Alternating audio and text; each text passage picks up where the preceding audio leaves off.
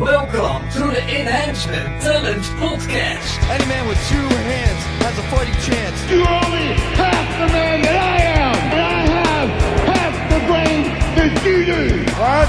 You are a sniveling little suck-up sellout full of suffering succotash, son. What? I'm not ready for you. Give me a hell yeah.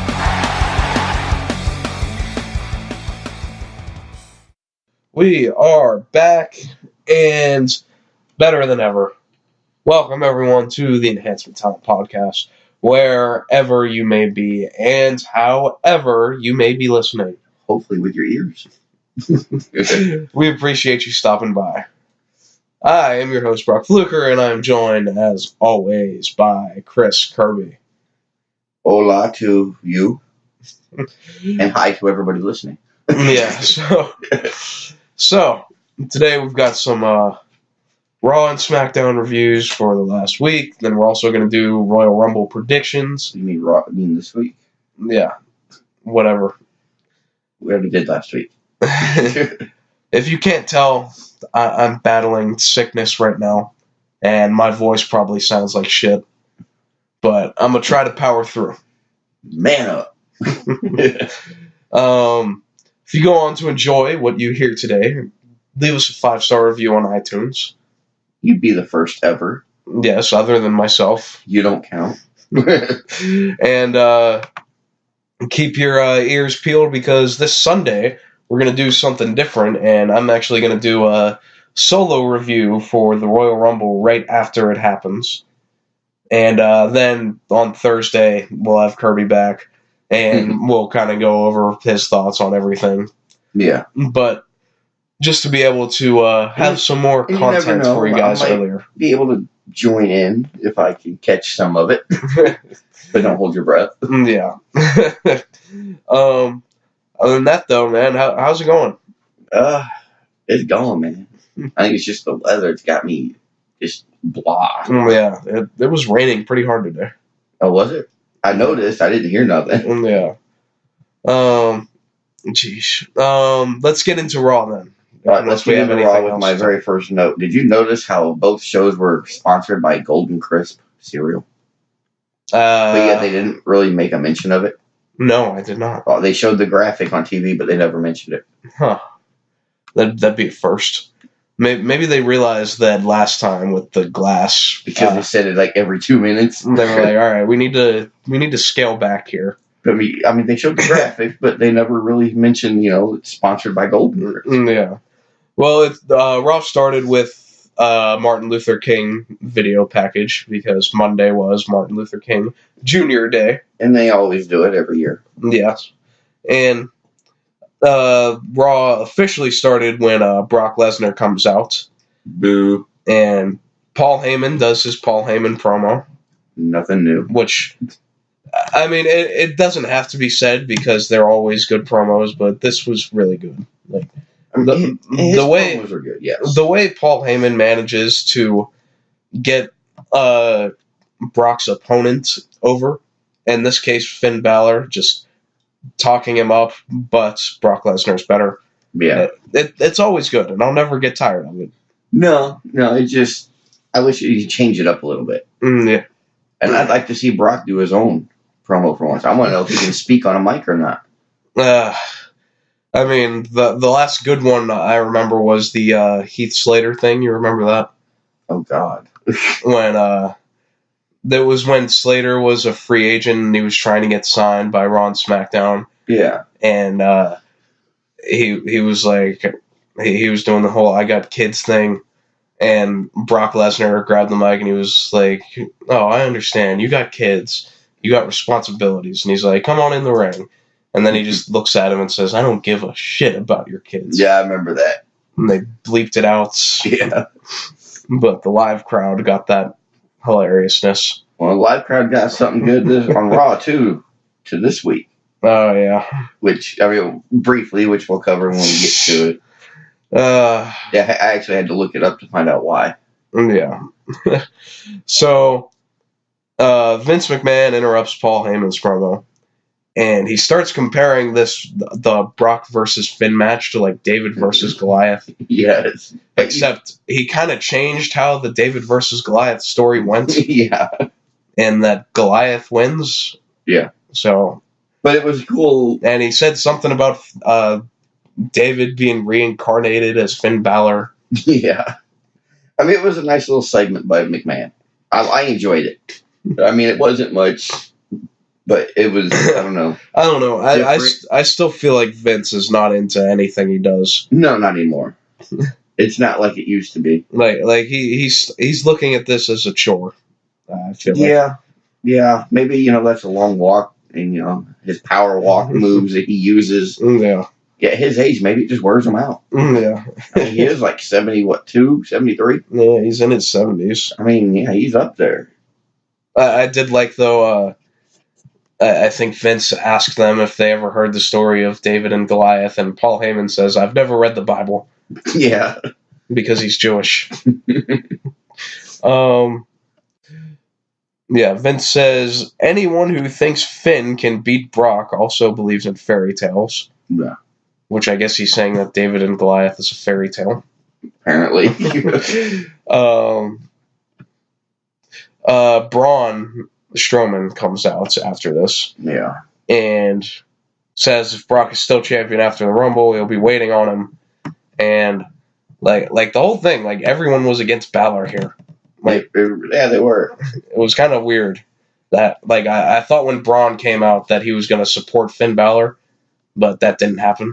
I did too. I thought, okay, well, this is going to be a little interesting twist. Yeah, and Balor comes out and he does sort of the underdog promo that we saw last week, kind of, and tells Braun he'll do what he's never done and beat Brock Lesnar. And Vince decides to make a match between Braun and Finn. Yes. Which tells us now that Braun Strowman is cleared. Yes. And, and Brock Lesnar and Paul Heyman sit ringside for that match. And the finish is Braun throws Finn, like, from the apron to the floor. But Brock catches him and suplexes him on the outside, which somehow was not a disqualification. Yeah, how is that? I have no idea. I mean, and the referee was looking right at him. I mean, I understand catching him, but he should have just put him down. Yeah, he threw him, and the ref was like, "Oh well, don't do that. Shame on you." He was gonna hit the ground anyway, I guess. Just not that hard. Yeah. So Braun and Brock have a stare down. And then Balor kind of goes on a roll and takes out Brock, and he takes out Braun, and he does a dive onto Brock, which looked pretty rough because Brock didn't catch him very well. Yeah. Balor splatted on the floor. Finn runs wild on both of them, and he hits the coup de grace on Braun and is about to get the pin before Brock runs in, hits the F5 on Finn. This time it is a disqualification. Yes. Yeah, so that was our go-home angle for Finn versus Brock at the Royal Rumble this Sunday. I don't give Finn much chance here, but it should be a fun match. Yeah, I mean, I hate to say he's going to have to pull a Leo Rush. Stick and move. Don't be annoying, but stick and move. Yeah, I mean, I'm sure it'll be similar to the matches that Brock's had recently with, like, AJ Styles and Daniel Bryan. So he'll take all the punishment and then get 1, 2, 3 good moves in, and that'll be it. Yeah. It's funny, though, that, like, people are complaining about it not being Braun Strowman. And, like, for one, it's a match we've already seen, and it wasn't good the first time. And to me, like, when Brock faces, like, people that are, like, similar stature to him, big guys, they aren't typically good matches. I feel like Brock's better matches come against smaller guys, like the CM Punks, the Balors, the AJ Styles. I could get with that, but the only way for Strowman to get the title is to go against him. Yeah, but they don't want him to have the title. Well, I do. Which is another funny thing, is that they pulled Braun from the match because they didn't want him to lose to Lesnar again. but now they're sort of just inserting him right back into this program. Yeah. So it's like, well, eventually he's going to have to face him, right? I mean, that's what he's saying. That would be cool if he won the Rumble, though. Yeah. And everybody, he'd be guaranteed when we go to New Jersey that we're going to see Brock and Braun. Yeah. I'd rather see Brock and Seth. Either way, I still like to see Strowman win the belt, though. Yeah. We'll see. And that'll get rid of Lesnar. After this, we have a Bobby Lashley celebration of winning the Intercontinental title. Oh, God. And Apollo Crews, of all people, interrupts this. And Apollo challenges Lashley to a match. And he says, like, I know you're not going to make it a title match, but we can just have a match or whatever. And Lio Rush says that if Apollo can beat Bobby in a pose-off, then they can have a match. Yeah. Which was the dumbest thing I've ever seen. Oh, no, it's not. Yeah, that's hyperbole, you're right. It's not even the dumbest thing we've seen in the past 3 weeks. Yeah, that's true. And they do their pose-off, and... Which is such a waste of time. It was. I know this is entertainment, but where's the sports part? I think Vince just started realizing what we were talking about, and that Apollo and Lashley look alike. So he wanted to get them both out there. I'm like, well, damn it, which is which? So it's Bobby Lashley versus Little Lashley. Yeah. And they do end up having the match. I think like Lashley blindsided Apollo as he was posing. And then after that, they had the match. Yeah. And Apollo throws Leo out of the ring with a gorilla press onto Lashley, and then he in the match he tries to gorilla press Lashley and drops him. Yeah. And then picks him right back up and does it again. And he could not hold him for very long. No. Now, since when is it Apollo Crews? Because when he was on SmackDown, it was just Apollo. No, it was when he was on Raw that they changed it to Apollo, and then like 3 weeks later they changed it back. Okay. I thought he was on SmackDown. He was, but he was Apollo Crews. No. So they just added the Crews back in just because. It's like, oh, new year, let's just add his name back. No, he's been Apollo Crews for a while. Oh. But like they changed it 1 week on Raw to Apollo, and then like a couple weeks later they just started calling him Apollo Crews again. God almighty. Yeah, so let's see. No wonder their viewership drops. People can't even remember people's names. Yeah, right. Apollo eventually pulls Leo into the ring because Leo's on the apron, and he gorilla presses Leo, but Lashley spears him and gets the win. Interference. 1 match. Two matches. The opening match with Brock. Well, yeah. Yeah, I wasn't even considering that interference because he kind of got thrown into Brock. But yeah, but then he interfered again. Yeah. So now we're 2 matches in, and we've had 2 matches end with interference. Well... Or due to interference. Yeah, but in Leo's defense, he was just standing on the apron. Had no reason to be on the apron. Apollo is the one that dragged him in. Well, but he interfered because he had no business on the apron. Are you trying to say that they're not very creative? I'm saying WWE creative sucks. I mean, just totally, blatantly sucks. No, I could do better than they could. Yeah, but... Blindfolded with my left hand. Yeah, but you can create all the stuff you want. If there's a mad Irishman at the top telling you that he's not going to use it, it won't matter. And I can still come up with better stuff than every match having interference. Yeah, but it comes down to one man. Yeah, I know. And of course, what he says goes. Yes. He doesn't... I think... Who was it? I think it was Balor said that Vince really didn't care. I don't mean this week, but in the past. Oh, okay. It's true. Vince does not care about people. He only cares about No, it was this week. What did he say? I don't know who it was. It might have not been Balor. But talking about money. All he cares about is basically money, and it was Brian. Oh, yeah, that's right. Yes, I do remember that. But he's right. Because all he cares about is money. He doesn't care about if the people like the show. If he did, he actually listened to what we have to say. And I don't mean me and you, but no, I know what you mean. Yeah. Because we're not the only ones that are tired of this. Mm-hmm. I'm not the only one that's tired of seeing every match have interference. Since when did clean matches become history? It's a fair point. So when are they going to let the audience just come in and grab a foot under the rope? It's like, hey, you got a lucky golden ticket. Come here, grab a foot. Make it part of the show. Yeah.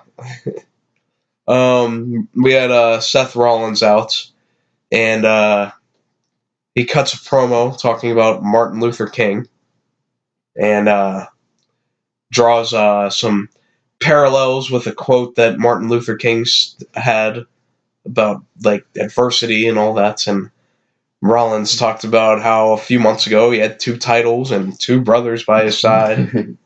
And because creative sucks, he ain't got nothing. Rollins says he's going to win the Royal Rumble match. McIntyre comes out, and McIntyre says he's going to win the Royal Rumble match. And here comes 28 other people. I'm going to win the Royal Rumble match. No, I'm going to win the Royal Rumble match. Yeah. And Rollins and McIntyre are going to have a match here. And this is when Michael Cole mentions that during the match last week that John Cena was injured by Drew McIntyre. Oh, shit. And his status for the Royal Rumble is quote-unquote questionable. From what I've read, he'll be at the Rumble. Well, from what I've read. I don't know if it's true. Well, what I saw was that they basically did the same thing that they did with Strowman, and they announced that Cena was going to be in the match, even though they knew he wasn't going to be in the match to sell tickets. But he could still be in the match, though. Because, yes, he's leaving again the 1st of February. He has a new movie to start filming. But he could still be in the match. He doesn't have to win. Yeah. But he could still be in the match just to be in it. We shall see. Because I'm sure his fake-ass leg injury is okay. He can hobble his ass to the ring. Yeah. Hustle, loyalty, respect. Earn it. Seth and Drew had a pretty fun match. Yeah, it was all right. And you know what the best part was? There wasn't any interference. Exactly. Yeah. You see how good of a match it was? Yeah. And Seth ended up winning with a roll-up, which was fun. Yeah, because it's the way the roll-up happened. Yeah. I mean, you'd have to watch it to get the whole context. Right. But it was a good win for what it was. Yeah, it was a good match. Yeah, and that reverse Alabama slam on the floor. Oh, yeah. Man, that had to hurt. Mm-hmm. I don't care. That has to hurt. Yeah, that's a hard move to take because you're just landing on your face pretty much. And not to mention, I mean, you're using all your core muscles to go vertically upside down. Yeah. Almost, like 180 degrees? No, 270 degrees. I mean, props to both of them because that was harsh looking. We had the Revival complaining to Vince backstage. Oh, yeah. Which is humorous given the stories we talked about last week about the Revival. Yeah. I'm sure that this is not a coincidence. And they're telling Vince about all the ways that they've gotten screwed over, as if Vince doesn't even watch the show and he doesn't know. And it's not that he don't know, he just don't care. But come on now, they just won last week by cheating. Yeah. So what can they really bitch about? The other 5 times. Twice. 3 times, maybe. And so Kurt Hawkins comes in here as the Revival are wanting another title match. And he's I guess he's campaigning for a spot in the Royal Rumble. God, I hope not. Unless he's like a valet for somebody. I hope he is in the Rumble. That'd be awesome if he did win the Rumble. That'd be like the only... Not even to win, just to have some funny spots there. Oh, actually do something funny. Yeah. He could just come in and get knocked right back out like everybody does every year. They could do the thing they did with Heath Slater last year and have him get beaten up on the ramp. Remember when Slater took like 10 minutes just to enter the ring because everyone kept beating him up on the ramp? Yeah. Oh, my God. He's going to be another one that's going to be in the Royal Rumble match like Curtis Axel. Yeah. He's going to be in it for like 4 years. Yeah. So Vince has the bright idea that he's going to give the Revival their rematch against Roode and Gable, but he's going to have Kurt Hawkins as the guest referee. Well, that's because they asked for a special guest referee. Did they? Yes. Yes. Okay, yeah, because they were saying that the referees are screwing them. Yeah. Okay. So they asked for a guest referee. Okay. And then, oh, look stage left. There's Kurt Hawkins. Yeah. But come on now, Heath Slater did a good job as a ref. Yeah. He really did. The funny part though was like Vince tells him that because of all of his losses, he needs to find a new line of work. Yeah. I was like, wow, that's harsh. Yeah, I know. It's like, well, put on a striped shirt or his new line of work. We had the Lucha House Party against Jinder Mahal and the Saint Brothers. Right. It's Lucha House Party versus Jinder and Sons. Sons. Because that's what they remind me of. I don't know much to say about this. Grand Metalik got the pin on one of the Sings with a backbreaker. A regular which backbreaker. I am convinced had to have been a botch because, like, even Cole calling it was like, oh, he almost had him. And then Graves was like, oh, he got him. But I actually rewound it and watched it, and he did get the 3 count. It's not like... No, he definitely he didn't kick out in time. Yeah. And I think he was supposed to. And that's the old story, is that the referees are told, call it like a shoot. Yep. And if he didn't kick out, then that's on him. Yeah, I mean... I'm sure that this did not impact the finish of the match. I would assume that... Between these two teams, there was no point to have the match. Yeah. But it's kind of nice because I know I've seen it, so I know you've seen it, to where they'll count, and they'll stop the count at 2, and then the guy will kick out, because that's what's supposed to happen. Mm-hmm. Just let that count keep going. If they don't kick out, they don't kick out. You can chew them out later. Yeah, that's what the refs are taught to do. Or maybe now, but it hasn't been like that. No, I mean, it has. Well, whether they do it or not. Yeah, that might be what they're told, but that's not what Vince says. Vince says stop the count. We had another random EC3 sighting, who I'm convinced his gimmick is that he is mute. That'd be cool.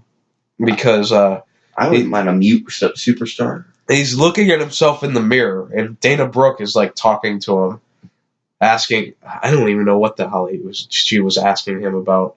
I have no idea. I don't know.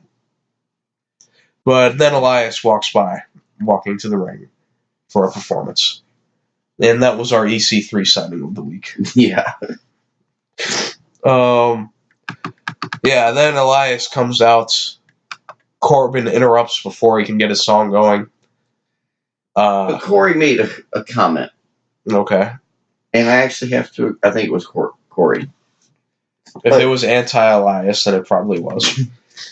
Well, it was kind of more for Elias in a way.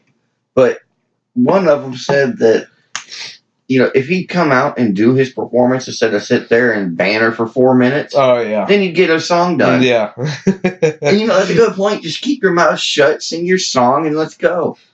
That's... Watching him get interrupted was fun in the beginning. But it's every damn week. It's the same damn thing. Yeah. Guess what? It's not fun anymore. The only difference is that when he was a heel, the babyface used to interrupt him. Yeah. And now he's a face, and the heel interrupts him. Yeah, but it's the same damn thing. Yeah. And I think that's why I'm to the point I don't care about Elias. Because no, I'm with you, and I love I love the gimmick. Like, I like Tim and the gimmick.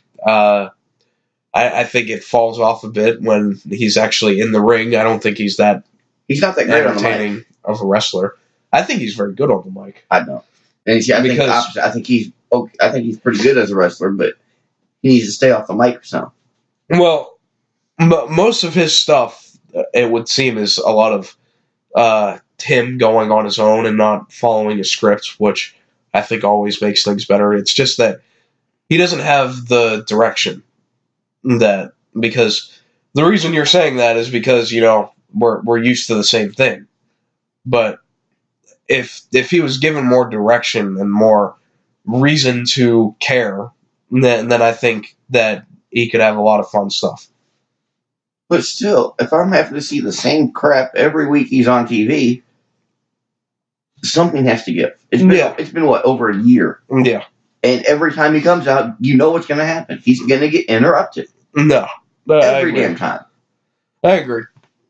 But I just think that that's not really on Elias and his promo ability as more as it is uncreative. No, and I get that, but it makes it Elias's fault.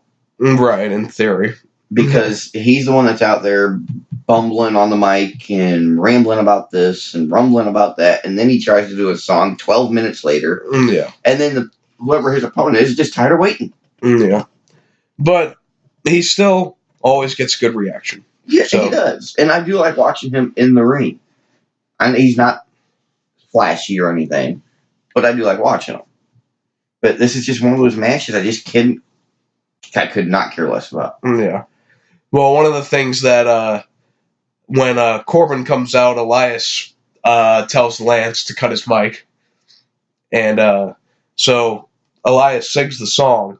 And one of the lyrics is Corbin versus Elias. Do we really need to see this again? Spoke for all of us. And that, of course, led to Elias versus Baron Corbin. No. I feel like I've seen this match at least 100 times. Kind of like we've seen the Mysterio Andrade on SmackDown a dozen times. Twice. 3 times if you want to count the tag match. Okay, even without the tag match. But at least that's good. We'll get into that. Unlike this. I just didn't care about this match. Yeah. I actually skipped it until I saw who won, and that was it. I mean, if you asked me to make the most boring WWE match possible, I think Elias versus Corbin would be one of my first choices. Probably. Elias does a version of Undertaker's Old School in this match, though. But Old School is when he goes halfway and does like a jump, I'm not going to say clothesline, but a clobber. Yeah. But he didn't do anything but walk across. Elias walked across the pole rope. It's more like he Jesus the rope. Because he didn't do an Old School, because Old School is go halfway and jump. Yeah. He didn't. He went all the way. He went coast to coast. Yeah. That's what he did. on shore. Corbin eventually wins by punching Elias in the throat and then hitting an End of Days. Oh, is that what happened? Yes. I knew End of Days. I didn't know what else happened. Is a punch to the throat legal? Like, is that a legal move? If you don't get caught. Or if you wrestle with WWE, because those refs suck. We had a moment of bliss next. Yes, thank God. Hardly. Love my bliss. I would say that this is the worst talk show that a wrestler has ever had. And I'll admit that. But I did like the comment that Corey... Every week it sucks. Yes. But I did like the comment that Corey Graves said when he said he could just sit there and listen to Alexa Bliss read the phone book. She's just got that voice, and I don't know what it is. It's just her voice. And I agree with it. Yeah. So, this was an odd thing to do, is that Alexa Bliss has to, the Royal Rumble Titantron graphic is shown with everyone in it. Yes. And Alexa Bliss has to sit there and name everyone that's in the match. And I fast-forwarded through it. All 22 of them. Just has to read them one by one. Yeah. And if you look at the graphic, when she's saying it, she wasn't even going in order. No. She was just... And, like, the thing was, like, I feel like, it would have made more sense if you did an individual graphic for each person as she went through them. Well, yeah. But instead, they just had the big graphic. I mean, and I was sitting there trying to find the person as she was saying them. Since when did production get lazy? Yeah, so Alexa introduces her guest, Nia Jax, who says nothing before Ember Moon comes out. And then a bunch of other people come out. Typical. And then a brawl breaks out after Alexa Bliss gets on a chair screaming at them not to get in a brawl. Yeah. And then they get in a brawl. And it goes backstage. And Alexa Bliss continues, and she announces that she'll be in the Royal Rumble. Thank God. Which I did not like, because I feel like it would have been so much better just to have it as a surprise. Yes. Because that would have gotten such a big pop if Alexa Bliss comes out and nobody knew she was going to be there. I agree. I definitely agree, because I would have been jumping up and down watching it. Oh my God, Bliss is back. Yes. I would have loved it like that. I mean, I love knowing that she's back and she's cleared. That's awesome to know. Yes, it is good news. But the fact that she just announced it, oh yeah, I'll be there. I'm going to be wrestling.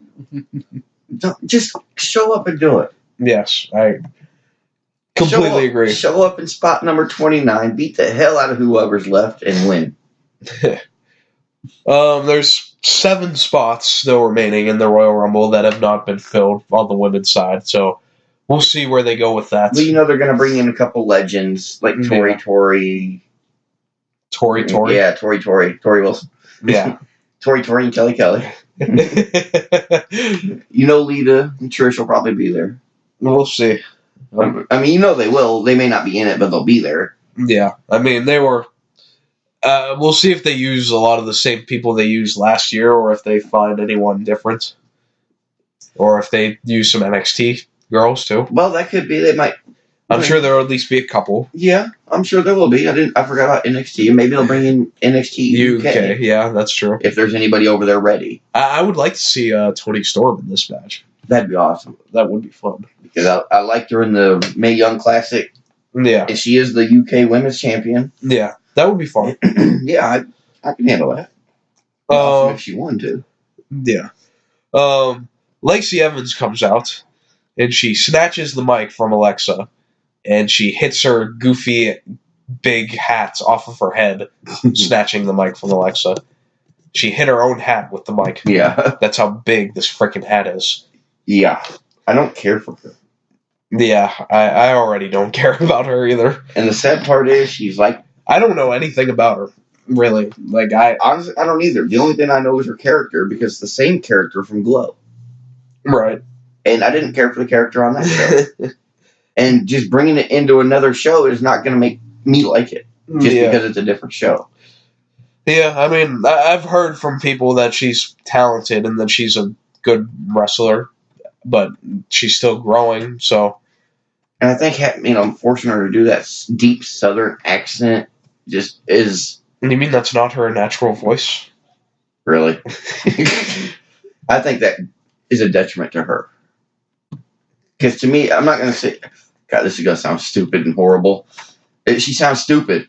Because she's talking so damn slow. But she's sophisticated. Well, are you saying Forrest Gump was sophisticated? Maybe eventually it'll be like Lana, where she had the accent. It just goes away. It just goes away. But then she'll Kingston. But then Lana will still randomly use the accent when saying certain words. Yeah. Like Rusev. But I kind of like that though. Yeah, so... Yeah, don't care for the character. Hopefully... All Lacey said was that she's entering the Rumble and she's going to win. I mean, maybe once she's established and she gets to either Raw or SmackDown and she settles down, maybe things will change on how I feel. Yeah. Once I see how she is in the ring more. So we had our first heavy machinery match. Yes. They got a squash match against the Ascension. Oh, it wasn't a squash match. I thoroughly enjoyed this. I did too. I really did. I am hopping on the heavy machinery bandwagon. Yes. The worm. Yeah. From Otis. Yeah, I think... 320-pound dude doing a worm. The Caterpillar, it is called. Yeah, the Caterpillar. I'm firmly behind Otis and his wacky shenanigans. And I don't even know who his partner is. All Night Tucker Knight. Yes, Knight. Which led to a funny line on commentary. Yeah, but I couldn't remember what it was. It was, Cole says that Tucker Knight's nickname is All Night Tucker Knight because of his stamina in the ring. Oh, yeah. And Corey Graves is like laughing, saying, like, "Are you sure that's why he's called that?" Yeah. Yeah, in the ring. Okay. And Cole explained it again, and he's like, and Corey's like, "I'm not doubting that that's his nickname. I'm just curious if that's the real reason." Yeah. Hopefully they don't screw up Heavy Machinery like they do with every other tag team. Like the Revival. Yeah. Or the Ascension. We'll see. I mean, do they go to Raw or SmackDown? Like, Raw has no idea what they're doing with their tag teams. No. SmackDown at least has, like, some established tag teams. They just need to swap out. Because it's just that time of year to where we've been seeing the same crap for 12 months. Yeah. Well, now it's like 8-9 months. But there's some fresh blood with Shane and Miz.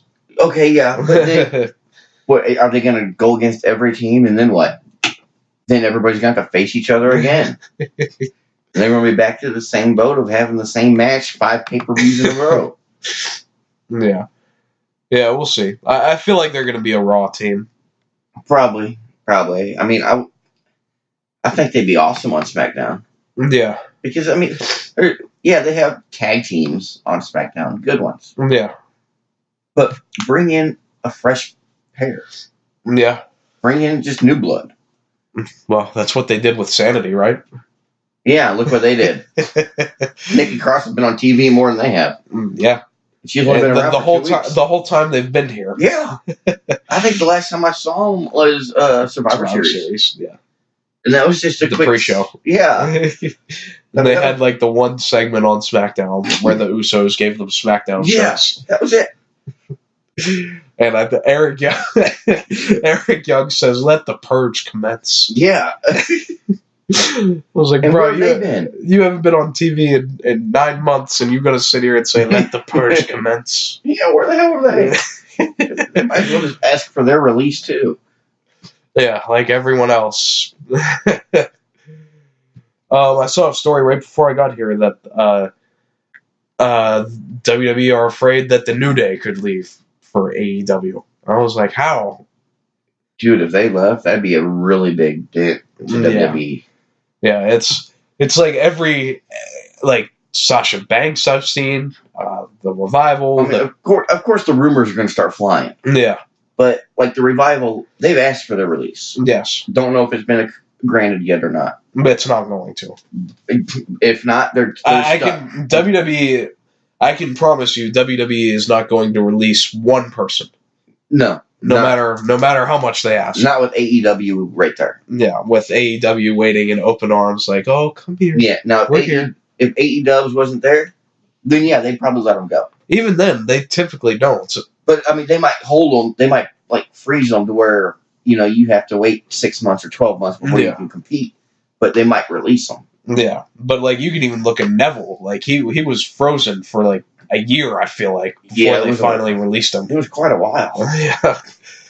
And let's see, we had the Revival versus Bobby Roode and Chad Gable with Kurt Hawkins as the special guest referee. And again, I was hoping it'd be like a Slater segment where he actually did a good job as a ref. Yes, and I think he did.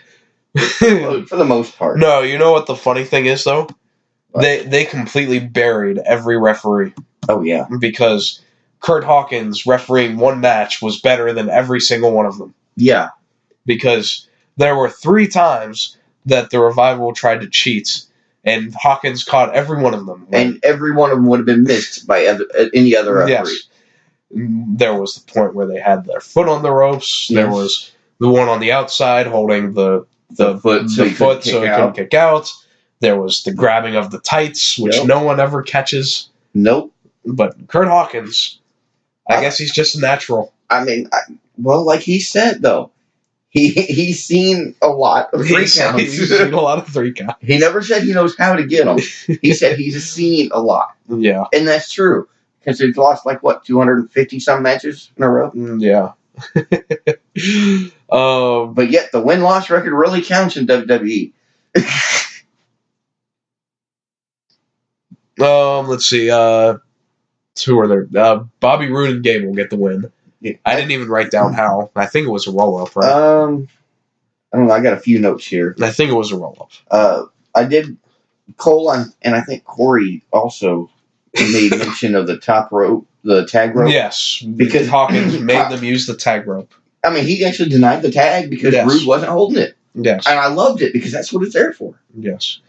Once again, proving that Hawkins is better than every referee in wrestling. And I noticed that when Wilder and Gable were in the ring, and Gable was about to tag, Wilder thought he did because he backed off real quick.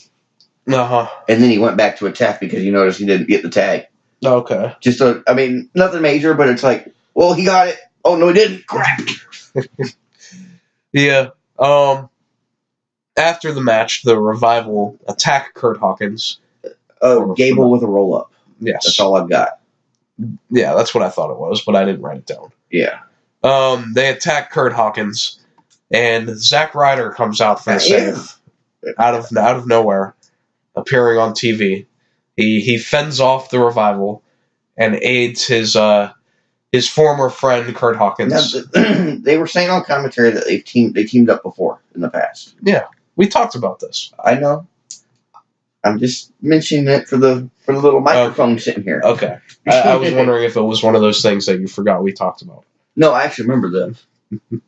But he's teamed up with them before. Are they going to team up again as a future for Hawkins? Because I don't see any other future for him. That's what it seems like, and it seems like they're going to have a feud with the Revival. And that'd be okay. Yeah. Because it's somebody different. Yeah, that is true. And Zack Ryder is very different because he's been on TV like once in the past 2 years. Twice. Because think about it, he had a match on the last Raw of the year. Which was his first match. So in the past month, he's been on TV twice. Hell, that's more than all last year. Yeah. Yeah, so we'll see. Maybe Zack Ryder is going to be a ref too, and then both of them. But think about it, neither one are doing anything as single stars. I mean, obviously, Ryder's not. Obviously, Hawkins isn't. Why not team them together? Yeah. Ryder's is an awesome tag team. Yeah. I mean, so why not? And besides, we could use another tag team. Well, I told the story that Ryder said on some podcast I listened to. I can't remember, but are you cheating on us by listening to others? But when Ryder and Hawkins were the Major Brothers, they got split up because Vince found out that they weren't actually brothers. Yeah. So, but they do kind of look alike. They do have a resemblance. Similar. Especially back when they both had long hair. Okay. When they were both... It might be a little more yeah. apparent then. Yeah. We had Ronda and Natalya against Sasha and Bayley in the main event. And you know what the first thing that we saw was? What's that? Wacky, wavy, inflatable arm flailing tube man. Bayley buddies. Or Bayley buddies. Byron Saxton isn't on the Raw commentary team, so we don't have to hear that. I know, and I miss it. He would say it every time. I know, and it was awesome. And Corey would just be all disgusted. Yeah. It was fun. Exactly, so I figured I'd say it. There was a lot of trash talk between Sasha and Ronda, and Ronda is all heated before the match starts, but Natalya tries to cool her down, and Natty starts the match against Sasha. And Sasha immediately just runs at Ronda and knocks her off the apron. Yeah. And, let's see, Sasha eventually does get the win, tapping out Natalya, which is technically, unless I'm incorrect here, it is technically Ronda Rousey's first loss. Yeah. Yeah. I mean, even though it was a team, yeah, it's still a loss. Yes, it is technically her first loss. I mean, there was a couple nice things in there. Mm-hmm. The Russian leg sweep into the bank statement. Yeah, I like that new transition. I do like that transition. Yeah. The aggressiveness of Banks during the match. Yeah, I liked this. So I thought it built to their match this Sunday pretty well. Yeah, and in case you're wondering, the blackout that you see for 2 seconds was because when Natalya lifted up Banks, her shorts came down. Yes. And you could see her bare ass. Well, it wasn't bare. Well, that's just what I read. Yeah. I saw a video of it posted on Twitter. Okay. Yeah. She had things on underneath. Oh, okay. I just saw that it was her bare ass. But, yeah, I was curious about that when Natalya lifts her up for the powerbomb and all of a sudden the screen is black. Yeah, and then it comes back and everybody's on the mat. Yeah. On their feet. Yeah, so it was a good build for Ronda and Sasha on Sunday. Yeah. Yeah, it was. It'll be a good match. I think it'll be a good match. It's gonna be a hard hitting match. Fascinated by it. Yeah. I'm not gonna expect any high flying moves, except for the Meteora a dozen times. But other than that, I think it's gonna be more power than anything. Yeah. I am curious though if this. I'm pretty sure I'm right that this is Ronda's first loss. I think you are, because I can't think of any other time that she's lost. Yeah. So or not. I'm interested on if that's something that they did intentionally or if it's something that kind of just like slipped through. Nobody is going to ever mention it again. Yes, that is true. And it wasn't mentioned at all. No, it wasn't. That it was. And they always make a big deal out of her first loss or something. Yeah. So I think. But keep that in mind if, like, a few months from now they're pushing Ronda as undefeated. Or next week. Yeah. After she beats Banks. Yeah. It's like, you ain't undefeated. We did whoop your ass last week. Yeah. So that was all of Raw. That was kind of short. Yeah. We ran through this. Yeah, we did. I feel like I missed something. But we didn't. There wasn't a whole lot of rambling. No. I thought this Raw was eh. I thought it was okay for a go-home show. I mean, for what it was, I thought it was I thought that there was very little that made me interested in the Rumble match. True. They could have promoted more of the Rumble. I like the Sasha and Ronda stuff I did like. But, I mean, like, who cares about Jinder and Sons and Lucha House Party? Yeah. Really, who What cares? what a weird thing. There was no build-up. That was there to kill time. Yeah.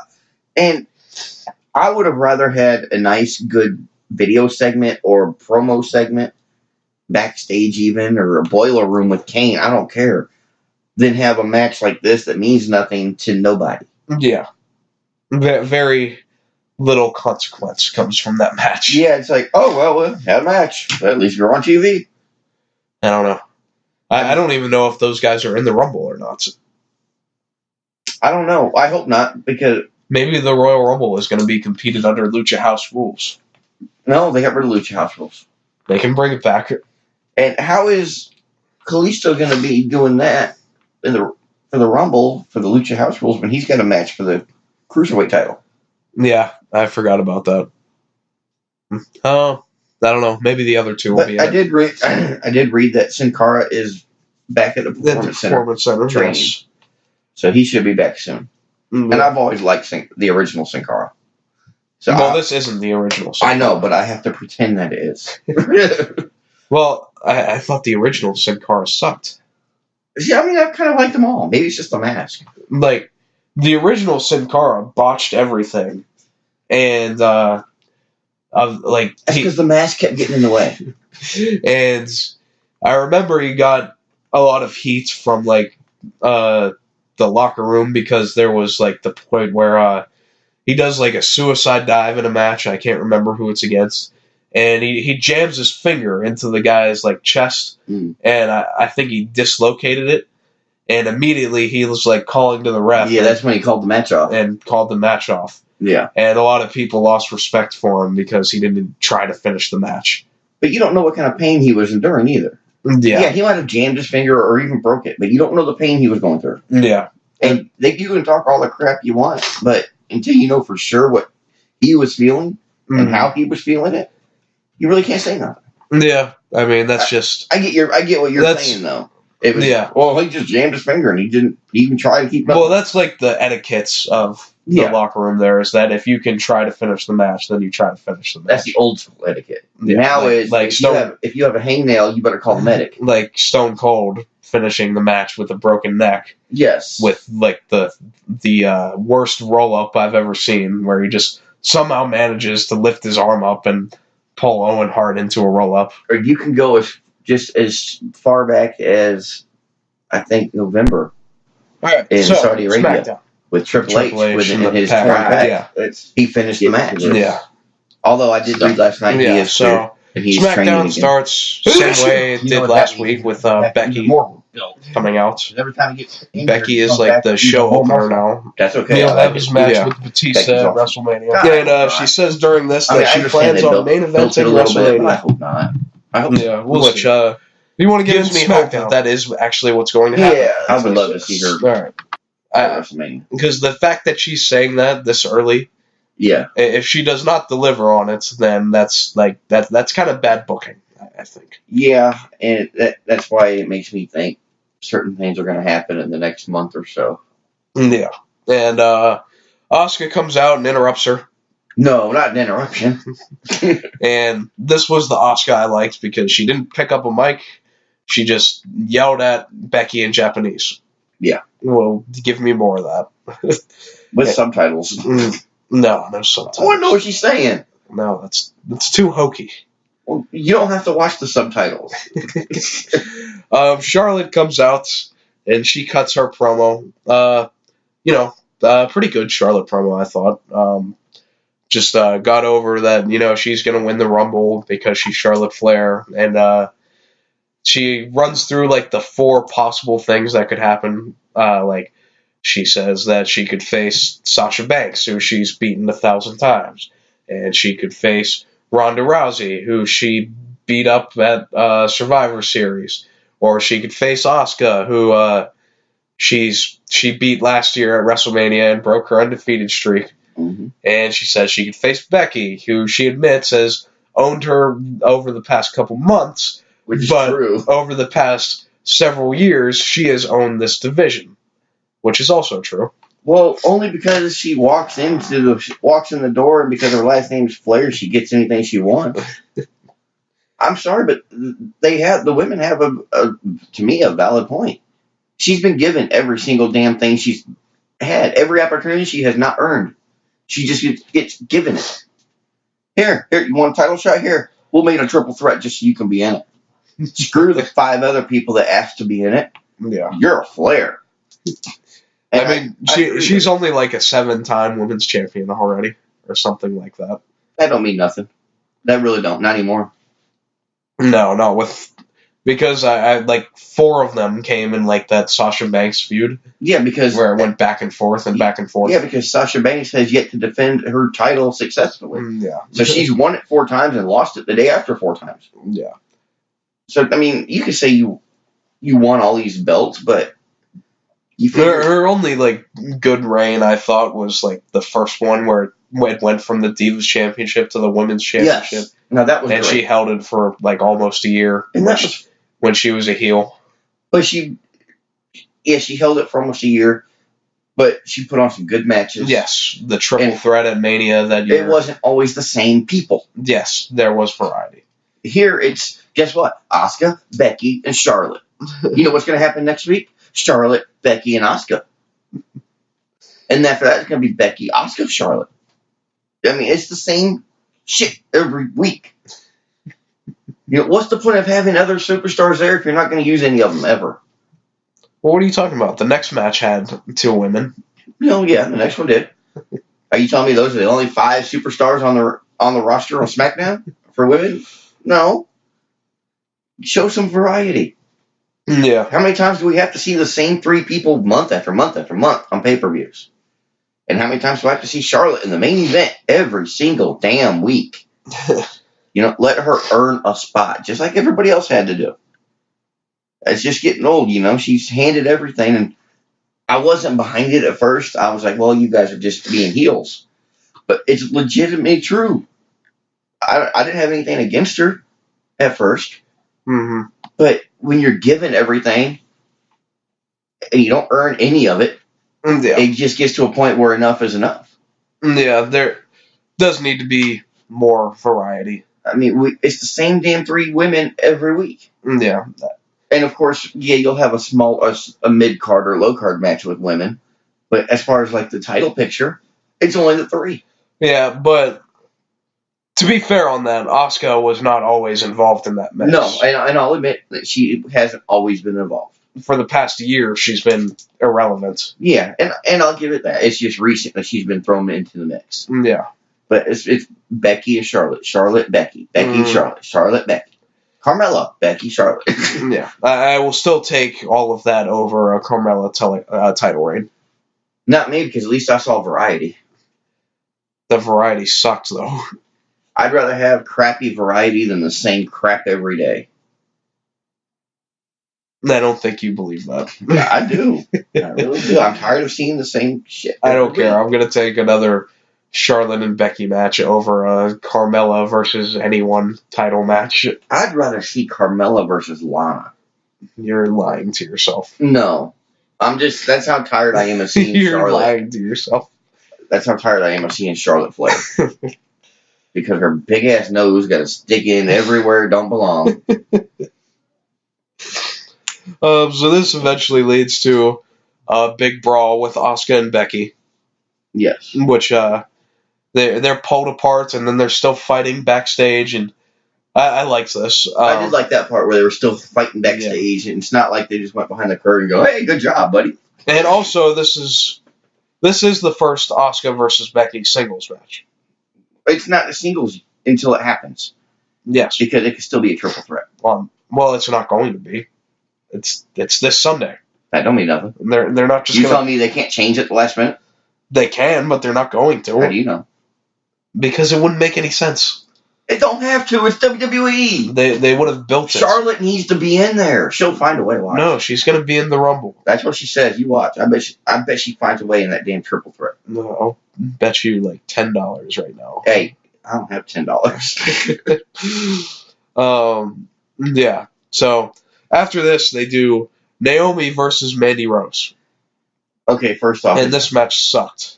Okay, I'll admit, yes, the match sucked. But have you ever noticed how Mandy's music sounds like 80s porn? And yeah, I said it because it does. I don't know. I mean, you just picture it in your head, like, man, that's got to be from like an 80s adult movie. It's just the way it sounds. Okay. Nonetheless, this match didn't go long, and it probably should have just went shorter because it wasn't good. Yeah. And I'm sorry, I'm out on Mandy Rose. She's not very good. Her skill in the ring, though. Like she'd be a good valet. And the weird thing is, like, she's athletic and she's talented, but like her offense is very unbelievable. I think she got just brought up too quick. Yes, she needed more time. Like the strikes she throws look bad. Her selling isn't good. Yeah. Like, I just think Sonya, I think, is fine. Sonya is very good. But they don't use her as much. Yes. But they use Mandy, who needs more practice. Yeah. And I'm not saying she's bad. She just needs more practice. Yeah. This match just looked so phony to me and unbelievable that I couldn't get into it. It all looked sloppy. And how did it end? With Sonya Deville grabbing Naomi's foot on the apron, I believe. Match 1, outside interference. And then Mandy Rose drives Naomi into the post and gets the pin. Match 1 already, and we have outside interference. Yes. Okay. We have Miz versus Cesaro. Cesaro wins with Neutralizer off of a distraction from Sheamus. And then Shane attacks Sheamus. And then he attacks Cesaro, which this is the part where I start not liking Shane McMahon again. When he goes 2-on-1 and just throws his goofy ass punches at both of them. Yeah. But still, match 2, how did it end? Outside interference. We're 2 for 2. All right. Now, there's only 4 matches on SmackDown every week. Yeah. And we've already lost half of them due to outside interference. Let's see how the night progresses. Sheamus does end up hitting a wicked brogue kick on Shane. Yeah. And they showed a slow motion replay of this. And Sheamus just freaking kicked Shane right in the face. It did not look good. Damn. And Sheamus always has the reputation of being a bit more stiff. Yeah. It showed here. He kicked Shane right in his freaking face. Well, maybe one of Shane's blows were, a little harder than it should have. That's probably true. And I don't even doubt that. And it was more of a, oh, you want to hit me, motherfucker? Kick to the face. Yeah. A little harder than because Cesaro's holding him, too, so that he can't protect himself. And Sheamus just kicks him right in the freaking face. Yeah. That was just payback. And they felt the need to show the slow motion replay like 5 times. Oh my god. It was hilarious. But yet another match that didn't mean crap. Really. I guess. It's the opponents going singles matches. Yeah. We've talked about before. Yeah, a staple. And yeah, that's all it is. Yeah. I like it better when they have singles matches against people that aren't involved in the match. Yeah. That'd be nice. And then both of them can get a win going into the match. Yeah. I can see that. Yeah. There was a cool little Mustafa Ali pre-tape sort of promo. Yeah, I didn't really watch it. Why? I watched bits and pieces. Well, it was a good promo. Mustafa Ali is very good at these sort of things. Okay. Actually, I watch wrestling to watch wrestling. If I wanted to watch interviews, I'd watch a talk show. All right. Whatever. We had the Daniel Bryan and AJ Styles face-to-face, which Daniel Bryan refuses to step in the ring with the sociopath, he says, in AJ Styles. But he didn't really direct it towards AJ or Vince McMahon, so I wasn't sure who he was talking about. Yeah. So this promo, though, I did like because throughout it, Bryan just keeps cutting his own promos, and then, like, in every spot in between, Vince will tell him to get in the ring, or AJ will say something, and then Bryan's just like, nah, I'm going to go off on another rant. Yeah. And the best of which was when he starts ranting on Vince McMahon. And he rants on Vince McMahon and the baby boomer generation. Yes. And he says that the baby boomers are the reason that the world is the way it is today, because they care about nothing but themselves and money and greed and give nothing back to the planet. Which is what I was kind of saying earlier during the Raw segment. Yeah. That all he cares about is money, and he doesn't care about giving back to the people that's giving him that money. Mm-hmm. He wouldn't be that rich if it wasn't for us. We have the control to change what happens. Just don't pay him. Quit giving your money to him, and he'll have to change. It's that simple. Yeah. Don't go to these live events.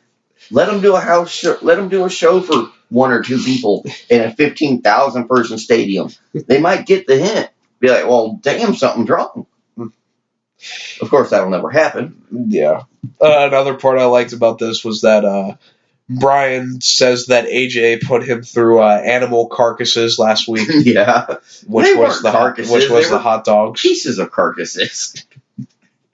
So AJ eventually, after Vince tells Bryan to get in the ring again, AJ says, well, it's a face-to-face. It doesn't have to be a face-to-face in the ring. Yeah. And then he says, to hell with this, and chases after Bryan. And AJ throws Bryan in the ring, and he's about to go for a phenomenal forearm. But Bryan ducks behind Vince McMahon. Now, did he duck behind him or pull McMahon in front? I feel like Vince did not move throughout this whole thing. I didn't catch it, but commentary said he pulled him. I think that's what was supposed to happen. Vince sort of just stood still. Okay. I didn't see him move. Yeah. But that's what they said, so you can't really trust commentary anyway. Because they're watching the same monitors that we're watching, and they're right in front of the action. Yeah, that's the same commentary that continued to tell us that Nakamura fell on top of Lana. Yeah. Because from their angle, well, actually not even, because from their angle, they'd be able to see it. Yes. So AJ holds up because Vince is in the way, and then Bryan hits the running knee and exits. Yes. This was another instance of, I feel like, Vince not caring about this whole segment. This was a whole segment that didn't even need to happen. Well, no, I liked it. There was no point, though. And what they should have done is a contract signing. What's the point of a face-to-face? Well, what difference does it make? Because at least a face-to-face would have a point in the contract signing. Otherwise, we're going to do a face-to-face. You guys are going to face each other this week, and we're going to do a face-to-face. And what are we going to talk about? I don't know. Well, it's the same thing as a contract signing. But there would be a point to it. I mean, to me, it's like, well, we're going to do a face-to-face. Well, why are you doing a face-to-face? What is the point? To build their match. They've been building it on their own without a face-to-face. That's why you get a contract signing. They can say whatever final words they need to, have a little final scrap in the middle of the ring. Look, anytime that we're going to see the new Daniel Bryan and him cutting promos, I'm not going to complain about it. I'm not necessarily complaining about it. I'm just saying, don't call it a face-to-face when, one, there's no reason for it, and two, this technically wasn't a face-to-face. Yeah, they were face-to-face. I mean, they were, but, you know what I mean. Damn you. R-Truth and Carmelo are walking backstage, and Truth says something about wanting to fight Bobby Murphy after he wins the Royal Rumble for the Cruiserweight title. Because, you get a title shot with any champion you want. But it does not say any heavyweight champion. Yeah, but Carmelo points out that there's a weight limit. But do we know how much Truth really weighs? I'm going to guess he weighs over 205. You think so? Probably. Because I thought Finn Balor looked like he weighed more than 180, but he doesn't. Yeah. I mean, hell, I weigh more than Finn Balor. But, yeah. But so you still gotta love R-Truth, though. Truth gets mad at Carmella for calling him fat. Yeah. And then Carmella just happens to walk into Charlotte's. And, of course. And they argue about who's going to win the Royal Rumble. And neither one of them. Charlotte says that she's going to win because she's Charlotte Flair, pretty much. See? She's just been given a match. She's been given a win in the Royal Rumble match because her name is Charlotte Flair. Yes. And that's exactly what I'm going to say come Sunday if she wins. It was given to her because she even said it. Well, I don't think that's actually what she's going to win because her name is Charlotte Flair. She didn't actually say that. I was paraphrasing. But that's what she basically said. Paraphrasing, that's what she said. Yeah. So you see, I was right. We had Samoa Joe versus Mustafa Ali. This time they actually get to the bell ringing. Yeah. And this match ended without interference for you. Joe put away Mustafa Ali with the Coquina clutch when Ali is going for the 054. Yeah, that was the somersault face plant. Yeah. Is that what that was, or was that before that? What? I just have a somersault face plant by Ali. Is that when he was doing the 054? No, he never hit it because Joe pulled him off. Okay. At one point, he did a somersault face plant on somewhere. I didn't catch that, I guess. I did, but I don't know where it was at. Yeah, so Joe pulls him off and does the Coquina clutch. Ali taps out. I didn't expect much for this match. Yeah, it wasn't very long, but... It was nice to see him tap out instead of just go limp like everybody else does. Most everyone passes out. Yeah, I mean, it's good to see him just tap out and get over it. Yeah. And both of them are going to be in the Rumble match, so that builds to that. Yeah, because there's so much room with 100 people in the ring to have a match. This was pretty fun. We had a New Day backstage segment with Xavier Woods is playing pool with a trombone as the pool stick.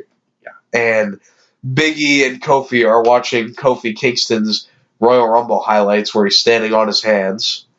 If you've never watched Kofi Kingston in the Rumble, you need to watch it. Well, you'll be able to watch it on Sunday. Well, I meant previous years in the Royal Rumble because he's had some of the most amazing, outstanding, lavish, and breathtaking saves. Yes. From being eliminated. Yes. From walking on your hands. I feel like it's been a few years since he's had a really good one. It really has. It's probably been a good 3 years. Like, I'm pretty sure last year he, stepped on pancakes. Yeah, that's how he stayed in. I think last year was the pancake platter. Yeah. But, that wasn't nothing compared to what we've seen. Yeah. I mean, I'm talking, one of them was Big E caught him. Yeah. But, nothing like jumping from the ring, the apron of the ring to the barricade just so you don't touch the floor. Yeah. Or popping on JBL's chair. Yeah, or popping on JBL's chair and just bouncing that chair to the ring so you don't hit the floor. Walking on your hands around the ring. We need that kind of stuff again. Yeah. We need something entertaining. I'm sorry, but sports entertainment is not entertainment anymore.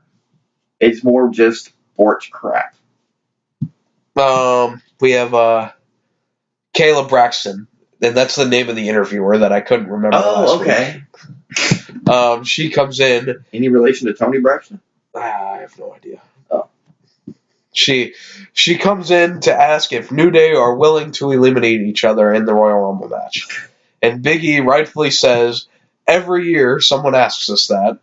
First it was Tom Phillips, then it was Renee Young, then it was Mike Rome, and now it's you. And then he says, what's next? Is Tony Chimmel going to ask us? Yeah. And then sure enough, Tony Chimmel just appears to the left. New Day. And then New Day are like, get out of here, Chimmel. And Big E says, I don't see Edge here. Yeah. Yeah. And Kofi ends up being like all concerned because he's struggling to find a way to keep his feet off the ground. And then he has like a revelation during this interview and he says, I've got an idea. And that's the cliffhanger we're left with. Oh, okay. So he said he's got an idea. So I guess we'll find out someday. Yeah, well, we will see. Hopefully it's good. Good thing it's only a couple days away. Yeah. We had the main event of the show, which was Andrade, just Andrade, against Rey Mysterio in a 2 out of 3 falls match. In the typical WWE scenario of, hey, you like that thing we did, I see. Let's do it again.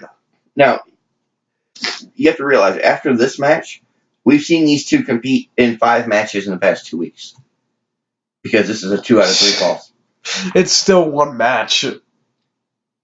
5 falls in 2 weeks. Whatever. It's kind of funny, though, like, for the past however long Andrade has been on the main roster, and they have done absolutely nothing with him. Yes. Nobody cared about him. Nope. And I was sitting here saying about how much of a shame it was that no one's getting to see how good this man is at what he does. And who would have thought, like, if you just put him in there and let him have a good match, that people will start to enjoy him. But you have to put him in there with somebody who can give him what he needs, and Mysterio can do that. He can. There are a lot of people. There's others that can do it, but I mean Mysterio. I mean, this is like the best version of it, but there's also a story behind it though, because Andrade looked up to Mysterio when he was coming up. Yes, and Andrade has the lucha background and CMLL. Yes. Yeah. So to me, I mean, it makes sense. Yes, but they haven't staggered the matches out at all. Yeah, I mean, come on, I don't need to see 5 different falls in 3 weeks. I just don't need to see that much.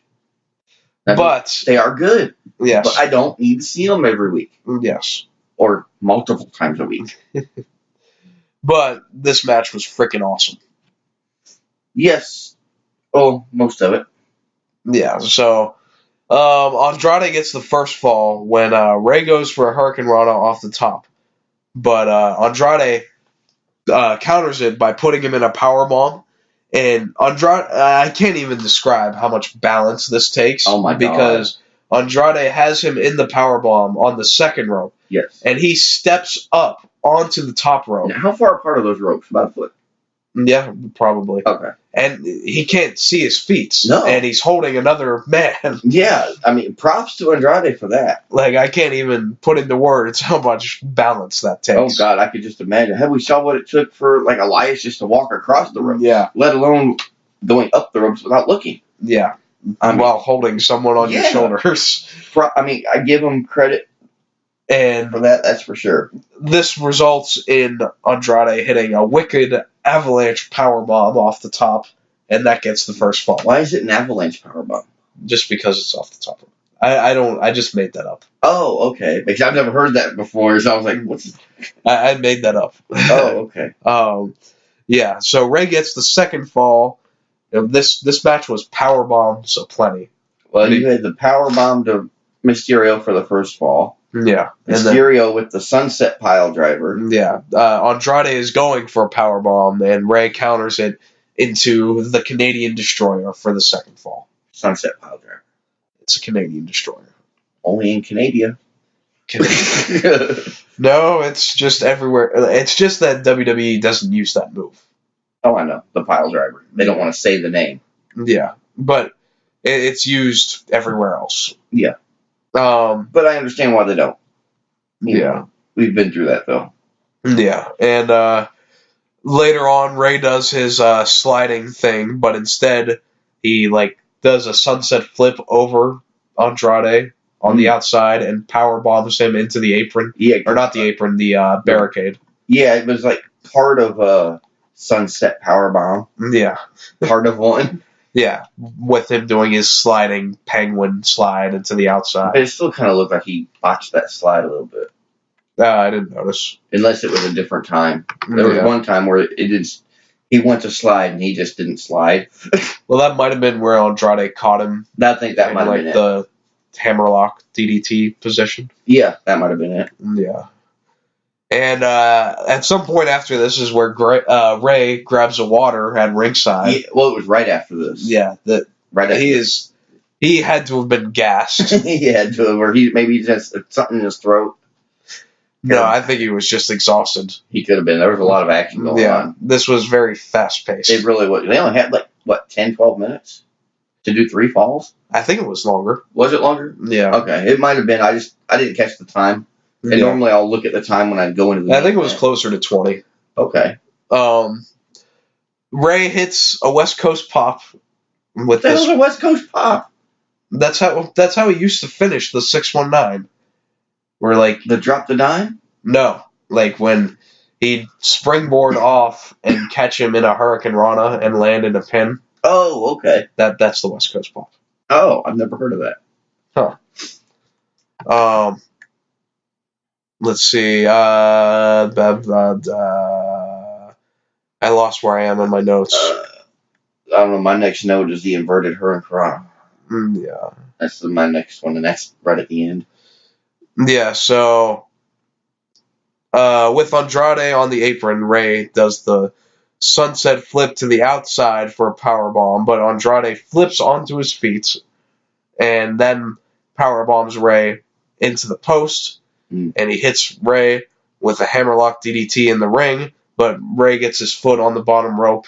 But if you look, his body did not move, except for that foot. That's the only part of his body that moved. Rey and Andrade, they do the whole thing where they lock hands and the test of strength thing, and sort of the handstand thing and Rey jumps onto the top rope with them still locking hands, and he tries to do a moonsault off of the rope, and it looked like he wanted to do the crucifix powerbomb that they did last week, I think. Yeah. But Rey sort of just fell. Mm-hmm. But they covered this great because Rey just immediately rolled him up. Yeah, I mean, it was a botch, but they went with it and they covered it. They covered it up. And Andrade put Rey in an electric chair, but Rey reversed it into a reverse Hurricane Rana. Inverted. That's what they called it. Inverted reverse. I know it's the same thing, but that's just what they call it. Inverted. Rey hits... What's the other one? Reverted? Rey hits the 619, and he's about to try to finish Andrade off. And guess what? What happens? And then Samoa Joe runs down, and he attacks Rey, and he attacks Andrade, and he leaves Rey laying with the coquina clutch. And Rey, when Joe starts cutting a promo, with about 20 seconds left in SmackDown, Randy Orton comes out and RKO's him out of nowhere. Yes. Now, if you're keeping up at home, this makes 3 out of 4 matches on SmackDown that end with outside interference of some sort. Yes. Whether directly or indirectly, outside interference caused a win. 75% of the matches on that show are outside interference. Yes. This is getting to be total bullshit. I'm getting fed up with more than half my matches every week between the 2 shows have outside interference every damn week. But I didn't mind it with this one. No, with this one? Yes. If you take this one in a vacuum, I think it was fine because this whole thing was to build to the Royal Rumble and anyone can come from anywhere. And we're compensated with how great that the Andrade and Rey match was that we didn't necessarily need a clean winner right there. Yes, we did, because we've seen it so many times before that we're going to have to watch them wrestle another match again to find out who's going to win. That's what the best of 3 was for. Yes. And now we have to watch. And I think the solution to that is that this match didn't need to happen here, and they needed to build up to it more. They should have built it up this week and had this match at the Rumble. But given the circumstances, I don't mind the way they did it in this particular match. I mind it. I'm not going to say I hate it as much as the rest. Yeah.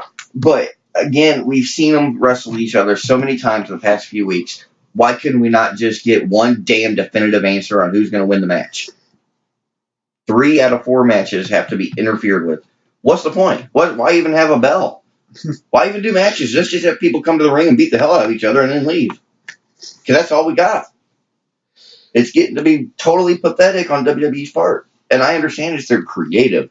Well, their creative is run by Vince McMahon. And Vince McMahon just don't give a shit about the people that pay to see his product. Yeah, it's a fair point, and I can't disagree with you. Except for this one. I understand it's Rumble season. People are going to interfere to make a point. Blah blah blah.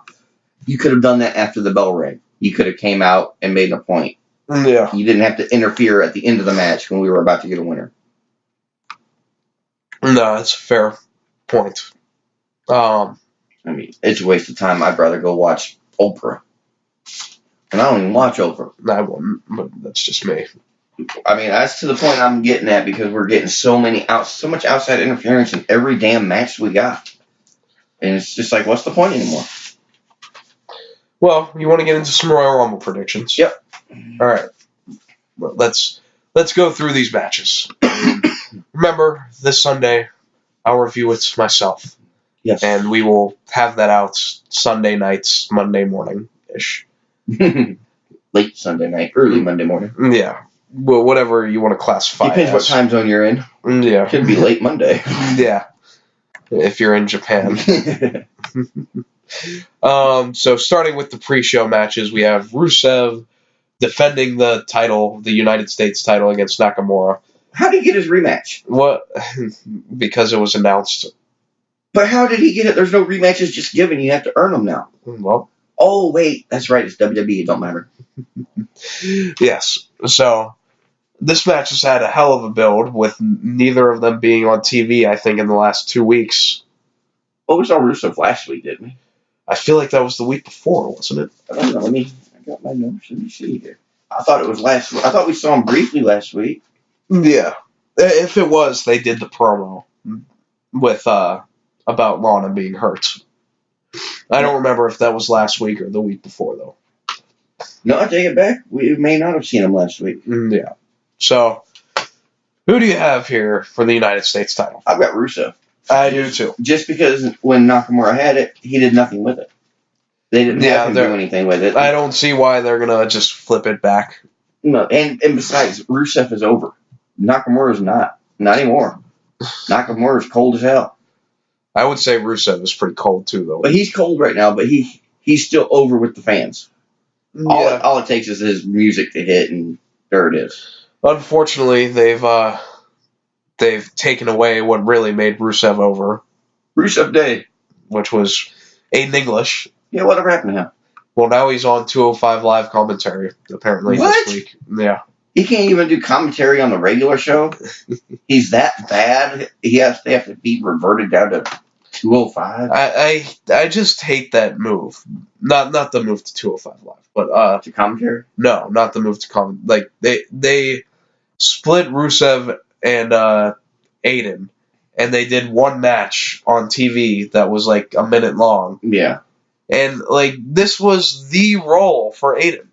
Like you can't get a better role. It fit him perfectly. It was perfect. It fit him. It fit Rusev. It helped Rusev, and I'm not gonna say it helped Lana, but it fit in. It just needed to go so much longer. And it did because Rusev Day was born because of him. Honestly, it really was. He's the one that made Rusev Day come alive. Yeah.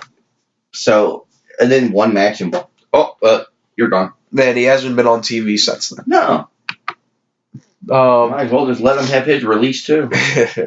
Might as well cut the people that don't want to be there. Why keep them if they don't want to be there? So nobody else can have them. But still, if they're not going to do any good, why are you going to pay them just to do nothing? So nobody else can have them. It's still stupid. WWE Let's screw over our viewers because we're too damn cheap to, or we're just too damn selfish to let somebody go. It is funny, like WWE's roster, like among everything that they have, it must be ridiculous how many people they have. I'd hate to see how many people they actually have signed. Yeah. We have a fatal four-way for the Cruiserweight title. Buddy Murphy, the defending champion, against Akira Tozawa, Hideo Itami, and Kalisto. Just because I don't watch it, I'm just going to have to stick with Buddy Murphy. Yeah. I know Kalisto's in the Rumble match. Yeah. So I can't see him winning. But I don't know about the other two. So I haven't watched the build to this at all, but that's why we're guessing. Yeah. I'm fascinated, though, in Hideo Itami winning, because I would like to see him get a prominent role. Okay. But for the sake of it, I'm going to stick with Buddy Murphy. Okay, so we got like who you would want to win, but who you think's going to win. Yeah, I feel like Buddy Murphy's going to keep the title for a little bit longer. Okay. We have The Bar, Sheamus and Cesaro against Miz and Shane for the tag team titles. Now I'm going to say this, and then I'm going to say why. Okay. I'm choosing The Bar. Okay. Because I feel somewhere in that match, Miz and McMahon are going to turn on each other. You think so this early? Yeah. Because that will give them 3 months to set it up to WrestleMania. Okay. Well, 2 months. Yeah. And I can see that. I mean, you got to look, that's only 8 episodes, and if they don't do it every week, they've still got plenty of time to build up. I'm thinking that they are going to ride with Miz and Shane longer. They might. I'm going to actually pick Miz and Shane to win. Okay. So, that might be like the one match we defer on here. It might be. We have Ronda Rousey against Sasha Banks. I think this is a pretty easy one. The ref? Ronda Rousey is winning. Yeah, obviously. So we both agree there. We have Asuka versus Becky Lynch, which is a fascinating one. Because I really have no idea what they're going to do with Becky. And yeah, because they could go with either way, but I'm choosing Becky because that's what I want to see. Yeah. So I'd be happy either or because Asuka is a good champion. Yeah. She's a hell of a fighter. I'm going to roll with Asuka. And we'll see if they have Becky enter the Royal Rumble match after this. Okay. Yeah, I'd choose Becky, but I mean, either one would be fine. Yeah. So we've deferred on 2 so far. We have Daniel Bryan against AJ Styles for the WWE title. I'm going to keep it with Daniel Bryan. I am as well. It's too early, I think, to get it off him. And I think he's doing very well. Yeah, I think he'll keep it till Mania. Brock Lesnar versus Finn Balor, I think, is another layup. Brock is winning. Unfortunately, I have to choose the no-show part-time asshole Lesnar. But imagine if Finn did win. Then I'd probably shit myself. And I think it is going to suck for Balor with all the build they've put into him as everyone is doubting him just for him to end up failing. Yeah. Because then all of them are right. But is there any word on Lesnar's contract? I mean, I don't think anybody really knows because there were so many things last year. Last year, it was like, oh, it's up in April. Oh, it got extended 3 weeks. Oh, it got extended 3 more weeks. Oh, there's 5 more months. Yeah. Oh, wait, we've got 12 more years of Lesnar. The best way to say it is it's day to day, I would say. The women's Royal Rumble match, I am going to go with Charlotte just because I can't see anyone else who is in it winning. The only other person I can see winning it is Becky. And I don't know if she'll be in it, so I'm going to go with Charlotte. Okay. And I think that'll set up to Asuka versus Charlotte at WrestleMania. Imagine that. Charlotte for a title picture again.